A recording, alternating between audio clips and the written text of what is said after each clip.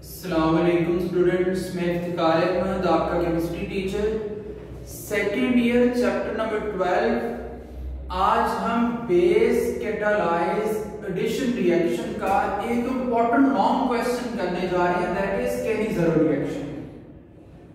देखिए जो केनी-ज़ेरो रिएक्शन है, सबसे पहले इसको केनी-ज़ेरो रिएक्शन क्यों बोला जाता है। देखिए इसको केनी-ज़ेरो रिएक्शन इसलिए कहा जाता है कि एक इटालियन साइंटिस्ट थे, एक केमिस्ट थे, जिनका नाम था केनी-ज़ेरो। उन्होंने ये रिएक्शन दिया था, इसलिए इस रिएक्शन को केनी-ज़ेरो रिएक्शन कहा जाता है। असल में केनी-ज़ेरो रिएक्शन है क्या? Aldehyde having no alpha hydrogen, ऐसे अल्डिहाइड जिनमें अल्फा हाइड्रोजन मौजूद ना हो। मैंने कहा अल्फा हाइड्रोजन मौजूद ना हो, मैंने ये नहीं कहा कि अल्फा कार्बन, अल्फा हाइड्रोजन मौजूद ना हो, वो डिस्प्रोपोर्शनेशन रिएक्शन देते हैं। Disproportionation reaction is a self oxidation reduction reaction. ऐसे रिएक्शंस को हम, इस रिएक्शन को हम नाम देते हैं केनी-ज़ेरो रिएक्शन का। देखिए ये जो केनी-ज़ेरो रिएक्शन है, ये 50% एक्वस सॉल्यूशन ऑफ NaOH, इसकी मौजूदगी में ये रिएक्शन होता है। यानी आप ये रिएक्शन करवाएंगे 50% एक्वस NaOH। यानी जो हमने अल्डोल कंडेंसेशन पढ़ी थी, उसके मुकाबले में हमें ज्यादा कंसंट्रेशन वाला सोडियम हाइड्रोक्साइड चाहिए। यहां पे वो जो रिएक्शन था, हमने अल्डोल कंडेंसेशन पढ़ी थी, उसमें रिएक्शन NaOH की मौजूदगी में तो हो रहा था, लेकिन वहां पे वो वाले अल्डिहाइड और केटोन्स जिनमें अल्फा हाइड्रोजन मौजूद होती है, वो देते हैं अल्डोल कंडेंसेशन। यहां पे लिखा हुआ है कि aldehyde having no alpha hydrogen, इसका मतलब केटोन ये रिएक्शन नहीं दे सकते, क्योंकि केटोन्स में दोनों साइड पे कहीं ना कहीं हाइड्रोजन मौजूद होंगे। दूसरी बात, उसमें बल्क ग्रुप मौजूद है। बल्क ग्रुप यहां एडिशन को रोकते हैं, मुश्किल बनाते हैं, इसलिए केटोन तो ये रिएक्शन नहीं देंगे। और अल्डिहाइड्स में से भी सिर्फ वो केनी-ज़ेरो रिएक्शन देते हैं जिनमें अल्फा हाइड्रोजन मौजूद नहीं होती। अब इसका क्या मतलब है कि अल्फा हाइड्रोजन मौजूद नहीं होती?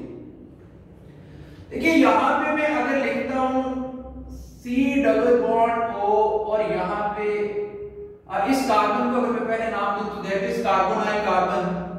कार्बोनाइल कार्बन के साथ वाला जो कार्बन है, इस कार्बन को हम नाम देते हैं अल्फा कार्बन का, इसके साथ वाला जो होगा उसको हम नाम देंगे बीटा कार्बन का, अप टू सो ऑन ऐसे। देखिए यहां पे अगर मैं इसके साथ हाइड्रोजन लिखूं तो 2 हाइड्रोजन आएंगे, इसके साथ 3 हाइड्रोजन आ जाएंगे। इस केस में अगर मैं इस अल्डिहाइड की बात करूं तो यहां पे अल्फा कार्बन के पास 2 हाइड्रोजन मौजूद हैं। देखिए जब हम अल्कोहल्स की बात करते हैं, या पे हम बात करते हैं अल्काइल हैलाइड की, उनके केस में यहां पे जो जिस कार्बन के साथ ग्रुप मौजूद होता है, फंक्शनल ग्रुप होता है मौजूद होगा, उसको हम नाम देते हैं अल्फा कार्बन का। लेकिन अल्डिहाइड और केटोन्स के केस में थोड़ा सा डिफरेंट है। जो कार्बोनाइल कार्बन है उसको हम अल्फा कार्बन का नाम नहीं देंगे, उसके साथ वाला जो कार्बन होगा उसको अल्फा का नाम देंगे।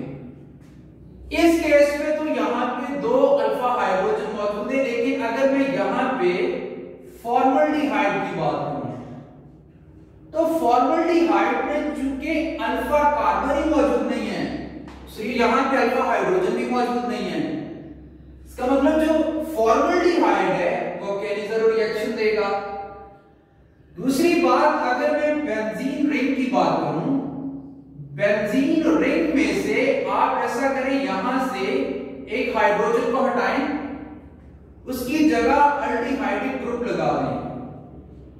अब देखिए ये वाला जो कार्बन है, ये अल्फा कार्बन है, लेकिन यहां से हाइड्रोजन था वो हटा के हमने क्या कर दिया, यहाँ पे अल्डिहाइड ग्रुप लगा दिया। इसका मतलब इस कार्बन के पास कोई अल्फा हाइड्रोजन मौजूद नहीं है, ये बेंजल्डिहाइड भी कहीं जरूर रिएक्शन देगा। अब यहाँ पे पहली बात तो ये आ गई कि यहाँ पे अल्फा हाइड्रोजन मौजूद नहीं होगा तो अल्डिहाइड ये रिएक्शन देंगे। दूसरी बात, इस रिएक्शन को हम बोलते हैं डिस्प्रोपोर्शनेशन रिएक्शन, यानी सेल्फ ऑक्सीडेशन रिडक्शन रिएक्शन। ऐसे रिएक्शन जिसमें एक ही एलिमेंट की ऑक्सीडेशन भी हो और रिडक्शन भी हो, ऐसे रिएक्शंस को हम नाम देते हैं डिस्प्रोपोर्शनेशन रिएक्शन। यानी उस रिएक्शन में जो एलिमेंट इन्वॉल्व हो रहा है उसकी ऑक्सीडेशन भी हो रही है और रिडक्शन भी हो रही है। देखिए यहां पे जो रिएक्शन होता है, इस रिएक्शन के रिजल्ट में अल्डिहाइड यहां रिएक्ट कर रहे हैं NaOH के साथ। यहां पे हमने दो मॉलिक्यूल लेने अल्डिहाइड्स के और ये फॉर्मल्डिहाइड जिसके पास कोई अल्फा हाइड्रोजन मौजूद नहीं है। जब इसका रिएक्शन हम करवाते हैं 50% NaOH की मौजूदगी में, उसके रिजल्ट में अल्कोहल बनती है। यहां पे अल्डिहाइड की रिडक्शन हो रही है, यहां पे अल्डिहाइड की रिडक्शन के रिजल्ट में क्या बन रही है, अल्कोहल बन रही है। एट द सेम टाइम यहां पे सोडियम साल्ट, यहां पे सॉल्ट ऑफ कार्बोक्सिलिक एसिड बन रहा है, यानी सोडियम मेथानोएट बन रहा है। ये जो सॉल्ट बन रहा है ये ऑक्सीडेशन से बन रहा है। अगर हम अल्डिहाइड की ऑक्सीडेशन करें उसके रिजल्ट में कार्बोक्सिलिक एसिड बनते हैं, वही कार्बोक्सिलिक एसिड यहां बेस से रिएक्ट करके सोडियम साल्ट बनाएंगे यहां पे एसिड का। तो यहां पे अल्डिहाइड की ऑक्सीडेशन भी हो रही है और at the same time reduction भी हो रही है। यहां पे कार्बन की रिडक्शन भी हो रही है और ऑक्सीडेशन भी हो रही है। ऐसे रिएक्शन को हम नाम देते हैं डिस्प्रोपोर्शनेशन रिएक्शन का, यानी सेल्फ ऑक्सीडेशन रिडक्शन रिएक्शन। एक ही एलिमेंट की यहां पे ऑक्सीडेशन भी हो रही है, रिडक्शन भी हो रही है। अब दूसरी एग्जांपल अगर हम लें तो यहां पे बेंजल्डिहाइड की हम एग्जांपल ले सकते हैं। मैंने अभी कहा था कि बेंजल्डिहाइड में यहां पे इस कार्बन अल्फा कार्बन के पास कोई अल्फा हाइड्रोजन मौजूद नहीं है, इसलिए जब हम इसका रिएक्शन, इसके यहां पे दो मॉलिक्यूल इन्वॉल्व होंगे, चूंकि एक बनाएगा अल्कोहल और दूसरा बनाएगा यहां पे साल्ट ऑफ कार्बोक्सिलिक एसिड। जो ही सोडियम हाइड्रोक्साइड का रिएक्शन करवाएंगे बेंजाइल अल्कोहल बनेगी और साथ में एक कार्बोक्सिलिक एसिड का यहां पे सॉल्ट बनेगा।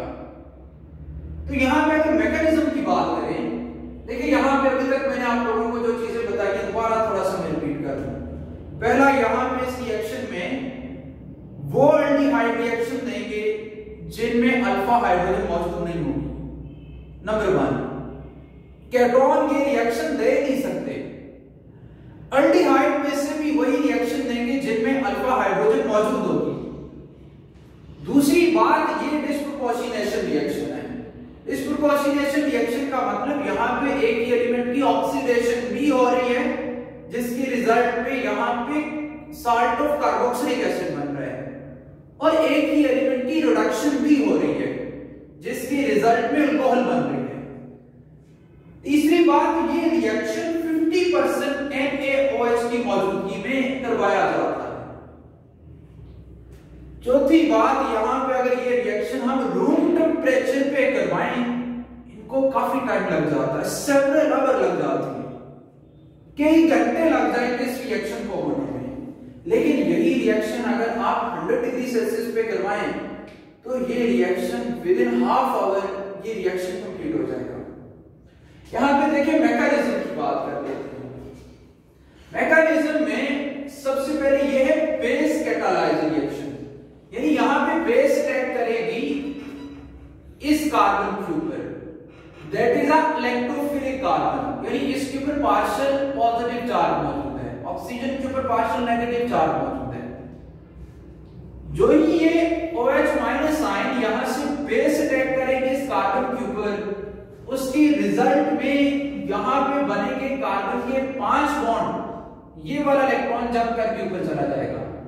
जो ही ऊपर जाएगा OH ग्रुप तो कार्बन के साथ आ गया, इस ऑक्सीजन के ऊपर नेगेटिव चार्ज आएगा, जिसके रिजल्ट में नेगेटिव आयन बनेगा, दैट इज एनायन। दूसरे स्टेप में यहां पे असल में यहां पे हमें यहां ये नेगेटिव चार्ज शो हो रहा है, यहां पे हाइड्राइड आयन अटैक करता है इसके ऊपर। असल में होता ये है कि ये वाले जो ये नेगेटिव चार्ज है ये दोबारा जंप करके अपनी पोजीशन पे आता है। जो ही ये अपनी पोजीशन पे आएगा तो यहां पे कार्बन के हो जाएंगे 5 बॉन्ड, कार्बन अपना ये वाला बॉन्ड तोड़ेगा, ये बॉन्ड जब टूटेगा तो हाइड्रोजन के ऊपर आएगा नेगेटिव चार्ज। यही जो नेगेटिव चार्ज हाइड्रोजन है यानी हाइड्राइड आयन है, ये अटैक करेगा इस कार्बन के ऊपर जो कि इलेक्ट्रोफिलिक कार्बन है, जिसके ऊपर पार्शियल पॉजिटिव चार्ज है। ये चीज आप लोगों ने याद रखनी है कि जो रिएक्शन हमने स्टार्ट किया था उसमें हमने 2 एल्डिहाइड के मॉलिक्यूल लिए थे। पहले मॉलिक्यूल के ऊपर बेस का अटैक होगा, बेस का अटैक होगा तो एनायन बनेगा, एनायन दोबारा उसमें जो नेगेटिव चार्ज है अपनी पोजीशन पे आएगा, कार्बन के 5 बॉन्ड बनेंगे, कार्बन अपना 5वां बॉन्ड तोड़ेगा, उसके रिजल्ट में ये हाइड्राइड आयन अटैक करेगा इलेक्ट्रोफिलिक कार्बन के ऊपर जो कि दूसरा मॉलिक्यूल ऑफ एल्डिहाइड का इन्वॉल्व हो रहा है। उसके रिजल्ट में जो ही ये अटैक करेगा इसके बनेंगे 5 बॉन्ड ऑक्सीजन के, यहां से ये वाला बॉन्ड टूटेगा और ऑक्सीजन के ऊपर आएगा नेगेटिव चार्ज और यहां पे बनेगा मेथॉक्साइड आयन और साथ में बनेगा carboxylic acid that is formic acid. हमने जो प्रोडक्ट बनानी है वो बनानी है अल्कोहल और इसका सॉल्ट बनाना है। अगले स्टेप में ये होता है कि ये जो मेथॉक्साइड आयन बना है, यही मेथॉक्साइड आयन कार्बोक्सिलिक एसिड के यहां से इस हाइड्रोजन के ऊपर अटैक करता है। जो ही इस हाइड्रोजन के ऊपर अटैक होगा उसके रिजल्ट में ये हाइड्रोजन चला जाएगा मेथॉक्साइड आयन के साथ, जिसके रिजल्ट में बनेगा मेथानॉल, यहां पे बनेगा मिथाइल अल्कोहल, साथ में बनेगा फॉर्मेटाइन, यानी ये हाइड्रोजन चला गया इसके ऊपर आ गया नेगेटिव चार्ज।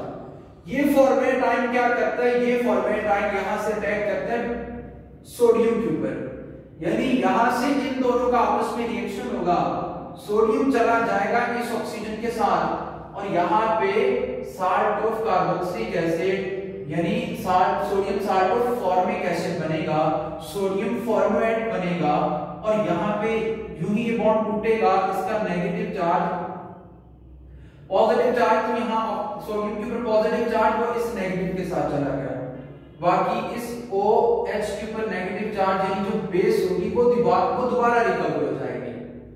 दोबारा इसको मैकेनिज्म को एक दफा दोबारा देखते हैं। मैकेनिज्म में सबसे पहले बेस अटैक करेगी इस इलेक्ट्रोफिलिक कार्बन के ऊपर। मैंने आप लोगों को बताया था जब भी कार्बन 4 से यानी एक बॉन्ड उसका इजाफी आएगा 4 से 5 बॉन्ड पे जाएगा तो 5वां बॉन्ड इसका टूटेगा, दोबारा ये 4 बॉन्ड बनाने की कोशिश करेगा। ये पहली बात। दूसरी मैंने आप लोगों को पहले भी एक चीज बताई हुई है कि जो ऑक्सीजन है जब भी ये 3 बॉन्ड बनाएगा इसके ऊपर पॉजिटिव, यहां पे इसके ऊपर पॉजिटिव चार्ज आएगा, यहां पे चूंकि कार्बन जो यहां पे अटैक होता है कार्बन के 5 बॉन्ड, तो यहां से ये बॉन्ड टूटता है और दोबारा ये अपने 4 बॉन्ड कंप्लीट करता है, इसके ऊपर नेगेटिव चार्ज आता है दैट इज एनायन। अगले स्टेप में यही नेगेटिव चार्ज जंप करके अपनी पोजीशन पे आता है, यहां से हाइड्रोजन टूटता है, क्योंकि यहां पे जो ही 5 बॉन्ड बनेंगे हाइड्रोजन कार्बन अपना एक बॉन्ड तोड़ेगा, जो ही ये बॉन्ड टूटेगा हाइड्राइड आयन बनेगा। यही हाइड्राइड आयन असल में ये कार्बन के ऊपर अटैक करता है, इसके रिजल्ट में अगेन दूसरे मॉलिक्यूल के ऊपर अटैक हो रहा है, यहां पे ये नेगेटिव चार्ज जंप करेगा, मेथॉक्साइड आयन बनेगा और साथ में बनेगा फॉर्मिक एसिड। हमें इसका सॉल्ट बनाना था, यही मेथॉक्साइड आयन अटैक करता है इस हाइड्रोजन के ऊपर, जो ही ये यहां पे अटैक करेगा उसके रिजल्ट में बनेगा फॉर्मेट आयन और साथ में बनेगी मेथानॉल। ये पहली प्रोडक्ट है। बाद में यही जो फॉर्मेट आयन बना है, ये फॉर्मेट आयन सोडियम के साथ रिएक्शन करके सोडियम फॉर्मेट बनाएगा और साथ में बेस दोबारा रिकवर हो जाएगी। ये आप लोगों का वेरी इंपॉर्टेंट लॉन्ग क्वेश्चन है, इसमें से एक इंपॉर्टेंट जो डिस्प्रोपोर्शनेशन रिएक्शन भी पूछा जाता है। ये रिएक्शन आप चैप्टर 5 में भी पढ़ चुके हैं, लेकिन आप लोग यहां से भी अगर आपको डिस्प्रोपोर्शनेशन रिएक्शन आता है, डेफिनेशन आती है, ये एग्जांपल भी आप लिख सकते हैं। इस रिएक्शन को, इस मैकेनिज्म, पूरे लॉन्ग क्वेश्चन को आप लोगों ने अच्छी तरह प्रैक्टिस करना है। aldol कंडेंसेशन और कैनिज़रो रिएक्शन लॉन्ग क्वेश्चन के लिए वेरी इंपॉर्टेंट है।